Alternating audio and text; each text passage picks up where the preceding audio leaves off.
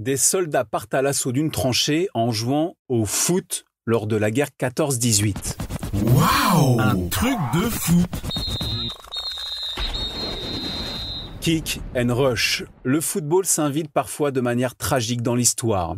Nous sommes en pleine Première Guerre mondiale. Le 1er juillet 1916, c'est le premier jour de la bataille de la Somme. Dans les tranchées, l'armée anglaise s'apprête à lancer une grande offensive contre l'Allemagne. Il est 7h30 du matin. Avant de partir à l'assaut des lignes ennemies, le capitaine Wilfrid Percy Neville du 8e bataillon des East Surreys motive ses troupes, condamnées pour la plupart à mourir sur le champ de bataille grâce au football.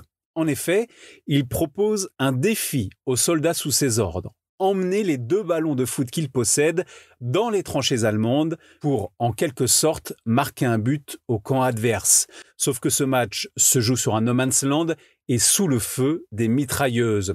Sur le site internet de la British Legion, il est écrit « Neville et les East Surreys ont dribblé et se sont fait des passes sur près de 300 mètres, traversant le feu meurtrier de l'ennemi. Neville est mort juste devant les barbelés allemands. Alors qu'il allait lancer une grenade, il aurait eu 22 ans, 2 semaines plus tard. » Dans une lettre retrouvée et destinée à la sœur du capitaine Neville, on peut y lire ces détails. Il y avait 2 ballons de football.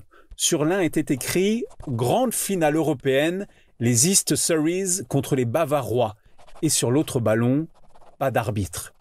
L'un de ces ballons légendaires est aujourd'hui exposé dans la salle d'honneur des casernes de Kingston, près de Londres.